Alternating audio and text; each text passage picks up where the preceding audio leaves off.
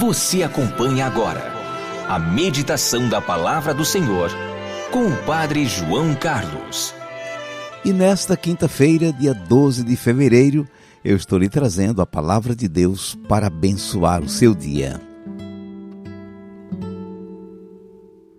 É verdade, Senhor, mas também os cachorrinhos debaixo da mesa comem as migalhas que as crianças deixam cair. Marcos 7, versículo 28.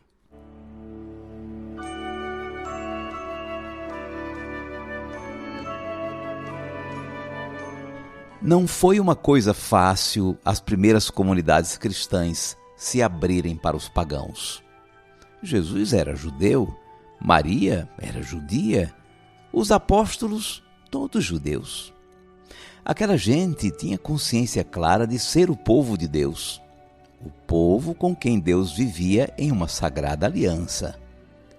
O Senhor Deus mesmo o tinha escolhido como seu povo, libertando-o da dominação dos pagãos no Egito e em Canaã. A orientação sempre foi tomar distância dessas nações idólatras. Então, os pagãos estavam fora do horizonte dos judeus piedosos do tempo de Jesus.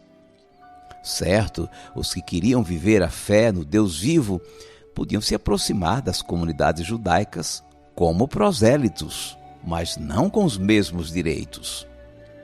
Todo homem judeu estava circuncidado, sinal de sua aliança com Deus. E todo judeu marcava bem a sua condição de membro do povo da aliança, pelo cumprimento do sábado, da Páscoa, das peregrinações e festas anuais e por tudo o que a lei de Moisés prescrevia. Na verdade, essa ideia de separação e exclusão dos outros povos cresceu muito com o exílio da Babilônia. Foi quase uma forma de sobrevivência de uma comunidade muito machucada e humilhada pelos grandes impérios que se sucederam. O ambiente em que Jesus nasceu e cresceu era esse. Aliás, tinha um novo complicador: a dominação dos pagãos romanos. Mas nem sempre se pensou assim em Israel. Quando o povo começou a se formar, Abraão foi chamado por Deus para ser uma bênção para todas as nações da terra. E mesmo nos momentos mais dramáticos da história deles, havia quem pensasse diferente. Vários profetas, como Isaías do tempo do exílio, sonharam com um mundo em que todas as nações conheceriam o Deus verdadeiro e se encontrariam numa grande peregrinação à cidade santa de Jerusalém. Depois que Jesus voltou para o Pai, as comunidades cristãs foram se espalhando e aos poucos foram integrando também pagãos convertidos. Foi uma mudança muito grande, assimilada com dificuldade pelos cristãos que vinham da prática da lei de Moisés. Chegou-se a uma tensão tão grande que precisou haver uma reunião em Jerusalém com Paulo, Pedro e todos os apóstolos e lideranças para resolver isso. Afinal, a comunidade se abriu ao Espírito Santo e foi vendo com que chegara o tempo em que Deus queria que todos conhecessem, amassem e seguissem a Cristo, fossem judeus ou não. E para seguir Jesus não era preciso ter os mesmos costumes que os judeus, como por exemplo a circuncisão, o sábado. O cristianismo era um novo momento do povo de Deus, aberto a todas as nações e povos do mundo. Assim, quando os evangelistas e suas comunidades contaram a história de Jesus, se lembraram desse passo tão sério que foi deixar de discriminar os pagãos para integrá-los na comunidade como irmãos. Foi assim que Marcos contou que Jesus estava visitando um território pagão e veio uma mulher daquela região pedir-lhe para libertar a filha da dominação do demônio.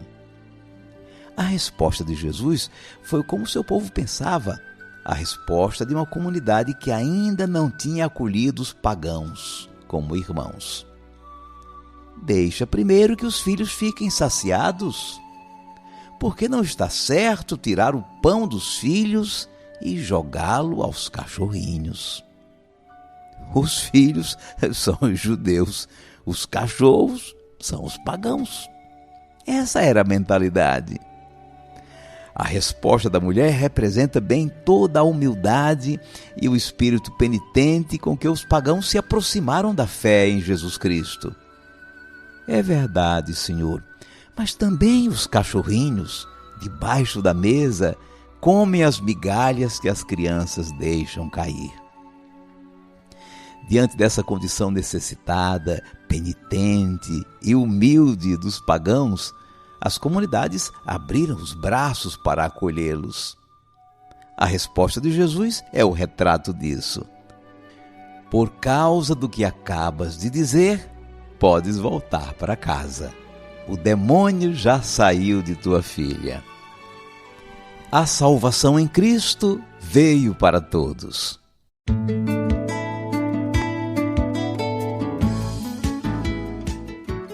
Vamos guardar a mensagem. O episódio da mulher pagã que foi pedir a Jesus para libertar a sua filha do demônio representa bem as pessoas de outros povos e religiões que procuraram a comunidade cristã para participar também da salvação em Cristo.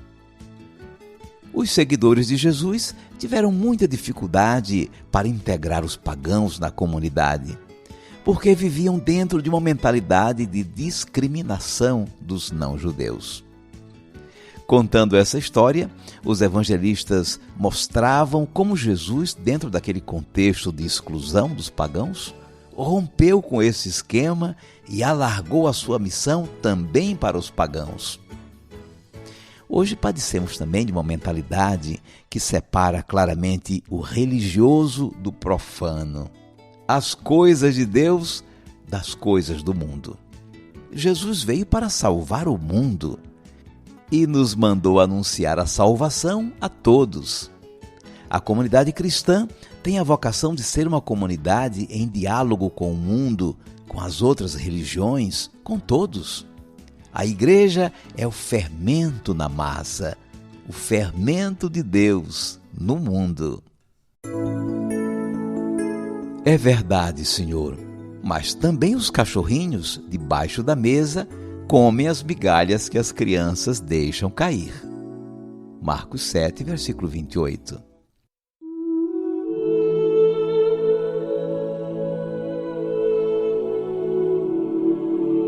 Cinco segundos para você falar com Deus.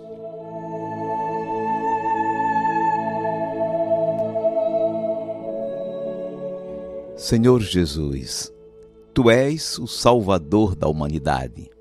Venceste o pecado e o mal que mandavam no mundo. É assim que lemos no Evangelho tantas histórias em que libertaste pessoas do Teu povo da dominação do demônio, até mesmo dentro da sinagoga. Nessa história da mulher pagã que foi te pedir para Tu libertares sua filha, nós vemos como a Tua ação redentora se abriu também para as pessoas pagãs. Tu te colocaste como missionário do Pai a serviço do bem de todos, sem discriminação. A tua atitude ajudou as primeiras comunidades cristãs a compreenderem que a salvação chegara para todos.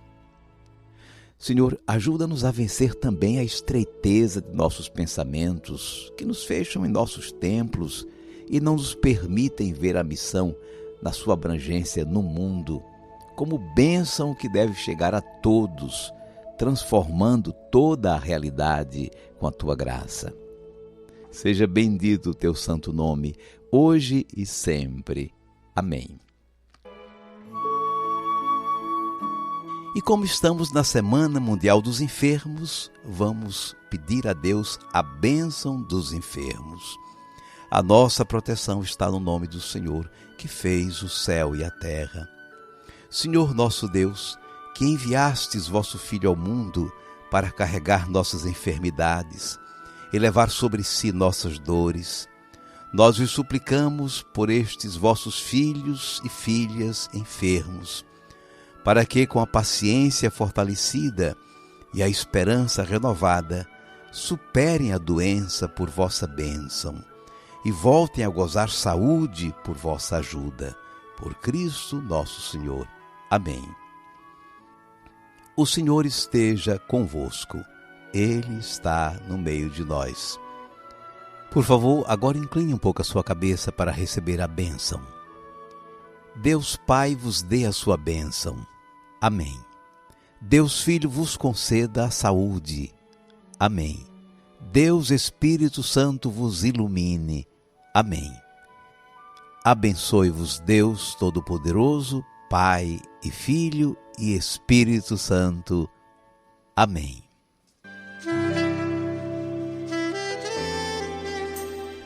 Vamos viver a palavra. A tarefa hoje é rezar pelos doentes e rezar com o coração aberto para todos os sofredores, recordando que a salvação por meio de Cristo veio para todos. Estou aqui, outra vez em busca desse abrigo, do conforto desse olhar amigo, luz do meu caminho, a direção.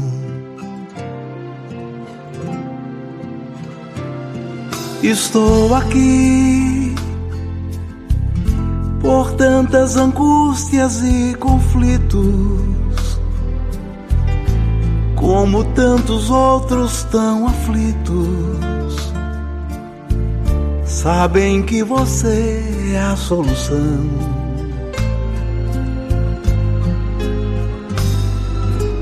Estou aqui à procura do caminho certo, como quem precisa num deserto. Por milagre a fonte, a salvação. Estou aqui, vem iluminar meus pensamentos e aliviar meus sofrimentos. Só você, eu sei, é a solução. Por isto, meu amigo, cada vez mais forte a minha fé e a minha crença.